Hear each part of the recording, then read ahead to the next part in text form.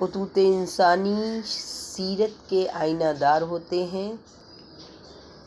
حضرت صلی اللہ علیہ وسلم کی حیات مقدسہ پر جس قدر کتابیں لکھی گئی ہیں، بلا مبالغہ اتنی کسی دوسرے انسان کے حالات پر آج تک کوئی تصنیف نہیں کی گئی۔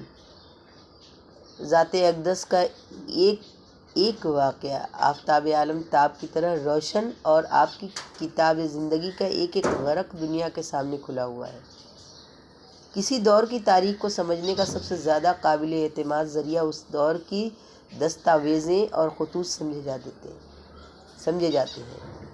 خطوط میں ہر شخص اپنی فطری خصوصیات اور طبعی کیفیات کا اظہار کرتا ہے اور جو کچھ اس کے دل میں ہوتا ہے بے تکلف لکھ دیتا ہے۔ انسان کی دماغی و مزاجی کیفیت اور ذہنی حالات کا اندازہ زیادہ صحیح طور سے اس کے خطوط سے ہی کیا جا سکتا ہے۔ اس لیے کسی شخصیت کا مطالعہ اس کے خطوط کی روشنی میں بہترین مطالعہ مانا گیا ہے۔ خطوط کے بارے میں کہا جاتا ہے کہ وہ مکتوب نگار کی شخصیت و سیرت اور اس کے عہدے کے سیاسی، معاشرتی اور تاریخی عوامل کا بہترین آئینہ ہوتے ہیں۔ کسی انسان کی انفرادی اور اجتماعی زندگی کے حالات معلوم کرنے کے لیے اس سے بہتر اور کوئی ذریعہ نہیں ہو سکتا۔ وقتی حالات کا تقاضا اسے وہ سب کچھ بیان کرنے پر مجبور کر دیتا ہے جس کی وہ ضرورت محسوس کرتا ہے۔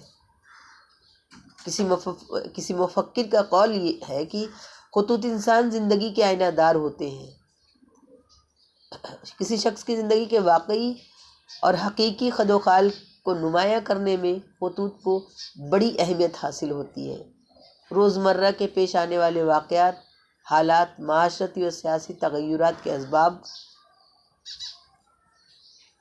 کو سمجھنے میں خطوط اپنے عہد سربستہ تاریخ کو اپنے دامن میں سمیٹے ہوئے ہوتے ہیں۔ زندگی کے بہت سے ایسے گوشے ہیں جو کسی اور ذریعے سے سامنے نہیں آ سکتے، وہ خطوط کے ذریعے سے منظر عام پر آ جاتے ہیں۔ اس بنا پر شخصیتوں کو سمجھنے میں خطوط بڑے مددگار ثابت ہوتے ہیں۔